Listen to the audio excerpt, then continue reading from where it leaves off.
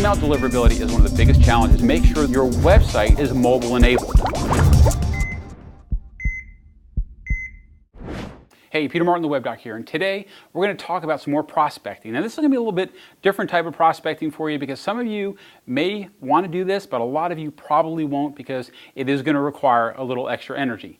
But I will tell you, for those that do take my advice and follow down this path, you are going to sell a lot more cars. Now, as you know, the webdoc's been around for a long time doing all kinds of technology stuff, but the fact of the matter is, I used to do phenomenally well when I sold cars and I focused on subprime. Subprime was my baby. I was tearing it up when I was doing subprime.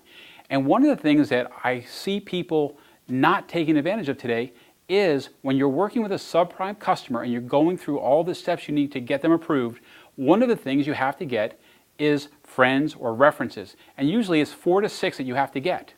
So what I recommend you do is do something a little bit unique. Take that sheet and just change it. Here's what a standard sheet looks like, okay? And what I'm suggesting to you is you add in a field for email address. Everybody has an email address. And I'm not saying anything negative about people with bad credit, but the fact of the matter is people with bad credit usually have friends that have bad credit. Okay? I'm not saying anything derogatory, but the fact is a fact.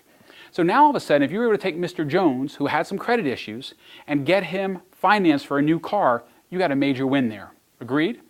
Why not take that list of those 6 people, his friends, that you now have their email address, and send them an email, or if you really want to go old school, send them a little letter talking about, hey, you were able to help Mr. Jones, and you'd be more than happy to help them.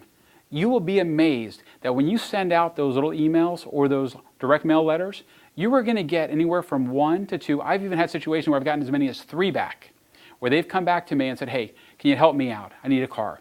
What can you do for me? It's a great way for you to generate prospects without having to spend a lot of money. It does take a little bit of time. You got to go through the steps, but you've already got the person's information. You've got the names, their addresses. Now all I'm saying is collect their email addresses. The other thing that you can do to go over the top is this. When you deliver the car, take a picture of him with his new car and email that to his friends. And someone say, hey, this is Peter. I just want to let you know I just helped your friend get a new car. Love the opportunity to help you if you're ever in the market. This is an old school way of prospecting that we've added a little bit of a modern twist by adding the email to it. But if you take the time and you work with those people, I can assure you that you're going to have a whole group of people that are going to start coming to you. Because you know what? You're the person that took the time to help them in a very bad, uncomfortable situation. This is Peter Martin, the webdoc. Hopefully you'll get some benefit from this. And as always, we look forward to seeing you in the next segment.